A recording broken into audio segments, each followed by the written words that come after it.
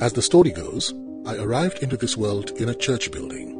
As the story had it, my mother, a very religious woman who was always in attendance at the early morning prayer meeting, fell into labor. On this wonderful day, she gave birth to me right in the church building. This was on September 27, 1954. While in the primary school in those days, being a mission school, I heard lots of stories from the scriptures. Many of these religious stories talked about the beauty, the joy, the peace, and the splendor of heaven. On the glorious day in 1964, at the age of 10, I said to a childhood friend, "The heaven we sing about is very close. So what are we doing here? There is no sorrow or weeping or dying in heaven. Look," pointing to the horizon, "heaven is just touching down not very far from here. Come on, let's go." So we took off on a humorous trip to heaven, running as fast as our small legs could carry us. However, the farther we went, the farther heaven seemed to become, as the horizon kept stretching out in front of us. Then we met an old man on his way home from his farm, and he asked us, "Children, where are you going?" "To heaven," we replied. "What?" the old man screamed in consternation. "Get back." "No way," we said. "We must go to heaven." We actually believed that the man was Satan, who would usually want to hinder people's access to heaven.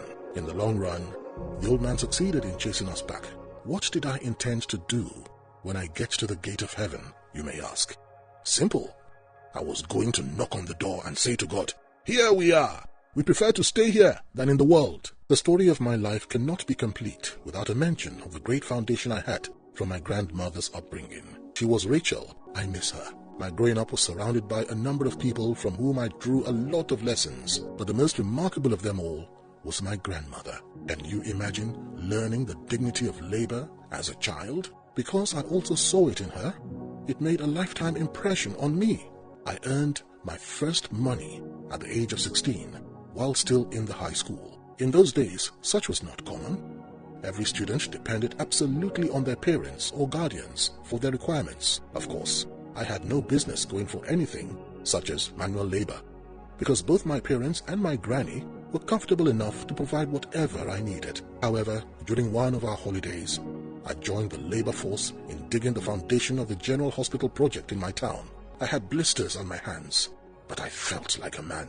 From that money, I bought myself a pair of shoes called Apollo. That was the first thing I ever bought for myself, just by riding on the principle of dignity of labor. You can now see that I was a serious child, not a loafer.